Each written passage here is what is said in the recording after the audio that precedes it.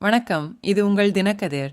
பாஜக மாநில தலைவர் நயினார் நாகேந்திரன் விரைவில் அக்டோபர் மாதம் தொடங்கும் சட்டமன்ற தொகுதிகளில் மாநிலம் தழுவிய சுற்றுப்பயணத்தை மேற்கொள்ள உள்ளார். செவ்வாய்க்கிழமை கட்சியின் தேசிய பொதுச் செயலாளர் PL சந்தோஷ் தலைமையில் நடைபெற்ற மூளைச்சலவை அமர்வின் போது இந்த முடிவு எடுக்கப்பட்டது.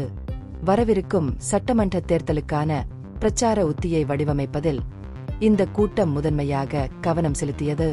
கூட்டத்திற்கு பிறகு செய்தியாளர்களிடம் பேசிய நாகேந்திரன் தனது பிரச்சார சுற்றுப்பயணத்தின் விவரங்களை விரைவில் ஒரு குழு இறுதி செய்து அறிவிக்கும் என்று கூறினார். பிரச்சாரத்தில் மத்திய அமைச்சர்கள் பங்கேற்பது குறித்து குழு முடிவு செய்யும் என்றும் அவர் குறிப்பிட்டார். அதிமுக பொதுச் செயலாளர் எடப்பாடி K. பழனிசாமி இந்த சுற்றுப்பயணத்தில் பங்கேற்பாரா என்று கேட்டபோது அவர் தனது சொந்த மாநில சுற்றுப்பயணத்திலும் ஈடுபட்டுள்ளதால் அது பழனிசாமியின் இருப்பை பொறுத்தது என்று நாகேந்திரன் பதிலளித்தார்.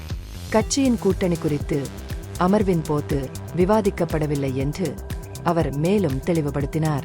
பாஜகவின் நிறுவன கட்டமைப்பை வலுப்படுத்துதல், குறிப்பிடத்தக்க வாக்குகளை திரட்டும் திறன் கொண்ட தலைவர்களுக்கு முக்கியத்துவம் அளித்தல் மற்றும் பாஜகவுக்கு எதிரான திமுகவின் தமிழர் விரோத கதையை எதிர்கொள்வது ஆகியவை கூட்டத்தில் விவாதிக்கப்பட்ட முக்கிய விஷயங்கள். தேர்தல் உத்தியின் ஒரு பகுதியாக பூத் மட்டத்தில் அதிமுக தொண்டர்களுடன் ஒருங்கிணைப்பு வலியுறுத்தப்பட்டது.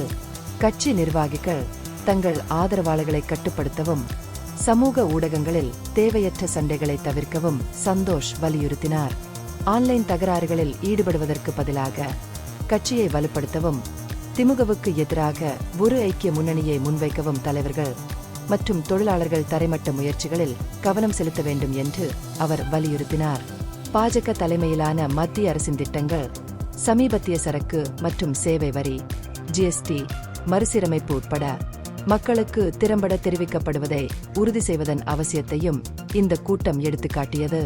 இந்த முயற்சிகளை அடிமட்டத்திற்கு எடுத்துச் சென்று வாக்காளர்களை சென்றடைவதை வலுப்படுத்துமாறு தலைவர்களிடம் கேட்டுக் கொள்ளப்பட்டது. இந்த மூளைச்சலவை அமர்வில் NDA மற்றும் TVK போன்ற பிற அரசியல் கட்சிகளின் பலம் மற்றும் பலவீனங்களும் மதிப்பிடப்பட்டதாக வட்டாரங்கள் தெரிவித்தன.